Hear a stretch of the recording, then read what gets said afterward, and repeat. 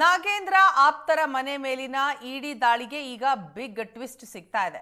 ಕುರುಬ ನಾಗರಾಜ್ ಖಾತೆಯಿಂದ ಅತಿ ಹೆಚ್ಚು ಹಣ ವಹಿವಾಟಾಗಿದೆ. ಕಳೆದ 3 ವರ್ಷದಲ್ಲಿ ನಾಗರಾಜ್ ಖಾತೆಯಿಂದ ಹೆಚ್ಚಿನ ಹಣ ವಹಿವಾಟಾಗಿದೆ. ಕುರುಬ ನಾಗರಾಜ್ ಖಾತೆಯಿಂದ ಅತಿ ಹೆಚ್ಚು ಹಣ ವಹಿವಾಟಾಗಿರೋ ಕುರಿತಾಗಿ ಮಾಹಿತಿಗಳು ಲಭ್ಯ ಆಗಿದೆ. ಅಕ್ರಮ ಗಣಿಗಾರಿಕೆ, ಬೇಲಿಕೇರಿ ಅದಿರು ನಾಪತ್ತೆ ಕೇಸ್ನಲ್ಲಿ ಇವರ ಕೈವಾಡ ಇರುವ ಶಂಕೆ ಇದೆ.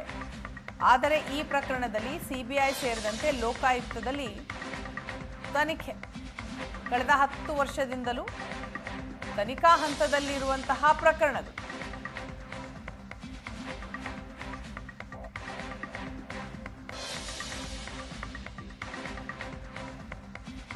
ಹತ್ತು ವರ್ಷದಿಂದಲೂ ಕೂಡ ತನಿಖೆಯ ಹಂತದಲ್ಲಿದೆ ಪ್ರಕರಣ. ಒಂದಷ್ಟು ಪ್ರಮಾಣದ ಹಣ ಬೇರೆ ಕಡೆ ವರ್ಗಾವಣೆಯಾಗಿದೆ. ಕುರುಬ ನಾಗರಾಜ್ ನಗದು ರೂಪದಲ್ಲಿ ಪಡೆದುಕೊಂಡಿದ್ದಾರಂತೆ. ವ್ಯವಹಾರ ಮಾಡಿದ್ದೇನು, ಇಷ್ಟೊಂದು ಹಣ ಬಂದಿದ್ದಾದರೂ ಹೇಗೆ ಅನ್ನುವಂತಹ ಪ್ರಶ್ನೆ. ಯಾವ ಖಾತೆಯಿಂದ ಹಣ ಬಂದಿದೆ ಅನ್ನೋದರ ತನಿಖೆ ಆಗ್ತಾ ಇದೆ. ಇಡಿ ದಾಳಿಯ ಸಂದರ್ಭದಲ್ಲಿ ಮನೆಯಲ್ಲಿ ಇರಲಿಲ್ಲ ಕುರುಬ ನಾಗರಾಜ್.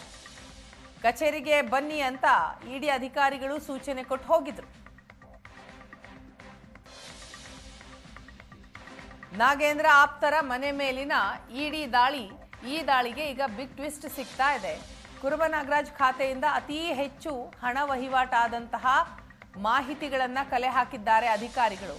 ಕಳೆದ 3 ವರ್ಷದಲ್ಲಿ ನಾಗರಾಜ್ ಖಾತೆಯಿಂದ ಹೆಚ್ಚು ವಹಿವಾಟಾಗಿದೆ, ಹಣದ ವಹಿವಾಟಾಗಿದೆ ಅನ್ನೋದು ತಿಳಿದು ಬಂದಿದೆ.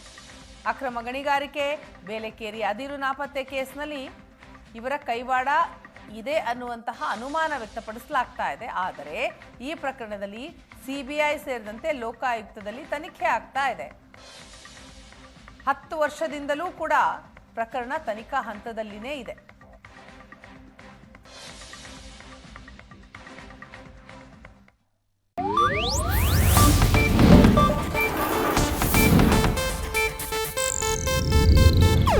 ಇದು ಏಷ್ಯಾನೆಟ್ ನ್ಯೂಸ್ ನೆಟ್ವರ್ಕ್ ಪ್ರಸ್ತುತಿ.